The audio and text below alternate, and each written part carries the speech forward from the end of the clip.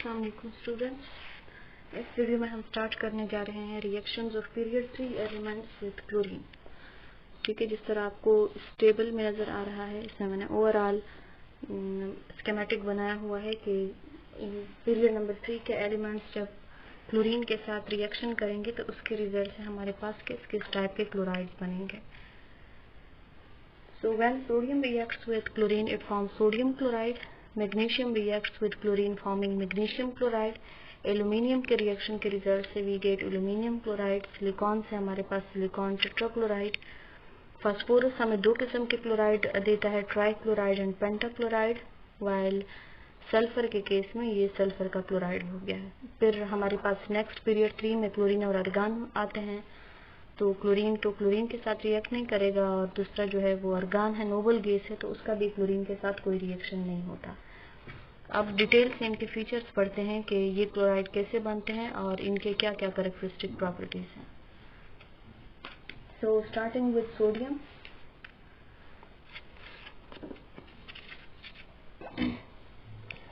First one is sodium.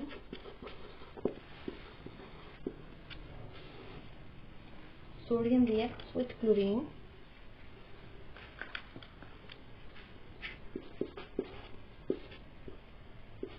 and it results in the formation of sodium chloride. इनके characteristic features क्या हैं कि sodium burns in chlorine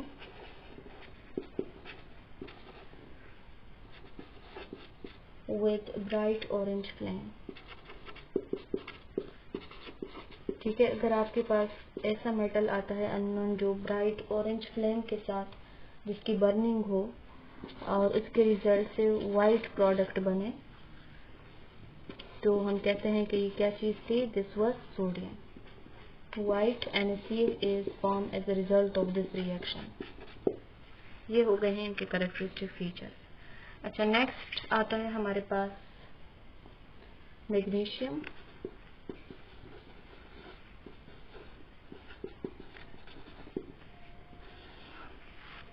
Magnesium reacts with chlorine with its usual intense white flame. It reacts with chlorine with intense white flame, and as a result of this reaction we get white magnesium chloride. The overall reaction is shown as magnesium plus chlorine results in the formation of magnesium chloride। ठीक हो गया, this are the characteristic features कि ये intense white flame के साथ इसका reaction होता है। सिमिलरली जो प्रोडक्ट आपके पास बनता है this is in white colour. Next in series is aluminium.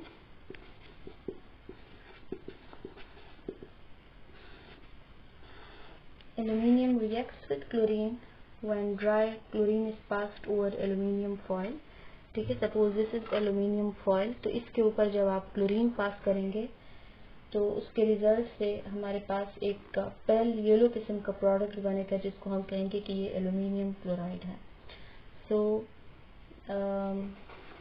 Aluminium react with a stream of chlorine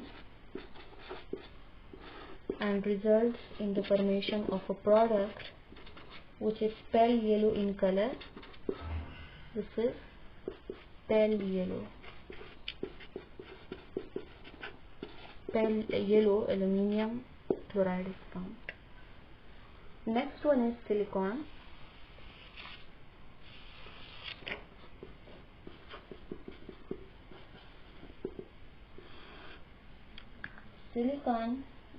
When silicon powder is exposed over chlorine gas in a heated tube, it reacts to produce a colorless liquid known as silicon tetrachloride. This is silicon, and when this reacts with a stream of chlorine, we get silicon tetrachloride, which is in liquid state. ठीक है। Silicon powder के ऊपर जब आप chlorine के gas pass करेंगे तो उसके रिजल्ट से आपके पास एक लिक्विड बनेगा, और वो लिक्विड क्या है, कलरलेस है, जिसको कहा जाता है silicon tetrachloride. Next in series is phosphorus.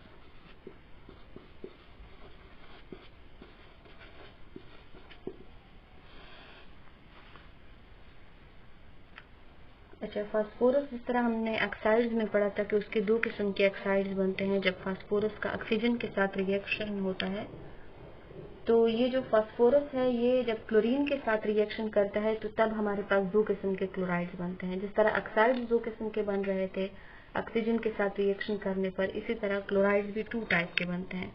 One is phosphorus trichloride and the other one is phosphorus pentachloride. The overall reaction is shown as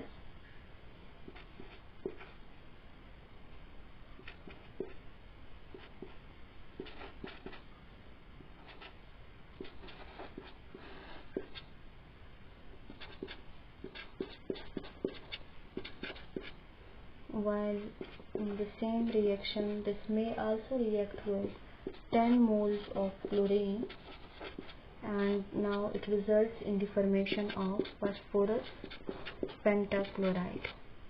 अच्छा, ये जो P4 आपको यहाँ पे दिखाया हुआ है इसको कहा जाता है white phosphorus. This is known as white phosphorus. एक होता है हमारे पास रेड फास्फोरस और एक व्हाइट फास्फोरस। P4 के फॉर्म में जो है वो व्हाइट फास्फोरस होता है, और यही P4 के मॉलिक्यूल जब आपस में लिंक टुगेदर होते हैं तो उसको कहा जाता है कि ये रेड फास्फोरस है। ठीक है, तो यहाँ पे जो रिएक्शन शो हुआ है this reaction is for white phosphorus. When white phosphorus reacts with chlorine, it results in the formation of a mixture, and this mixture is composed of phosphorus trichloride and phosphorus pentachloride.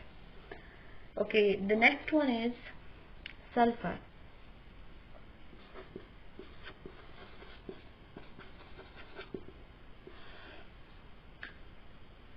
When a stream of chlorine is passed over heated sulfur, it reacts and forms disulfur dichloride. This is sulfur, and when this reacts with chlorine, it results in the formation of an orange and foul-smelling liquid disulfur chloride. This product form is orange in color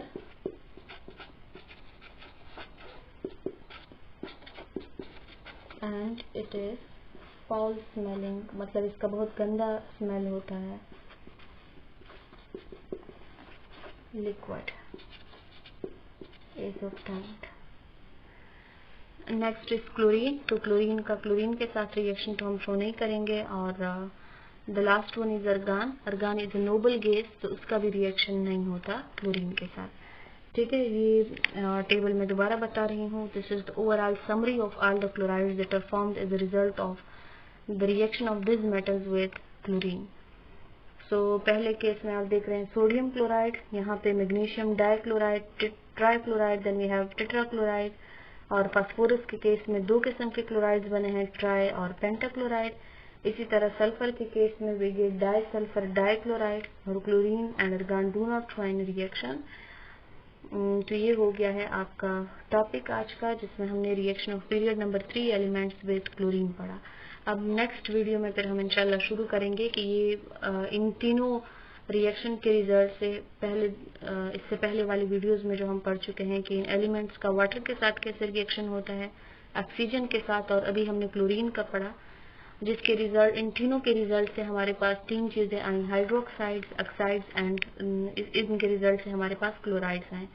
तो अब ये जो hydroxide, oxide और chloride हैं, इनके हम physical features पढ़ेंगे और इनका मुख्तलिफ बिहेवियर या इनके जो रिएक्शंस हैं वो हम इंशाल्लाह स्टडी करेंगे।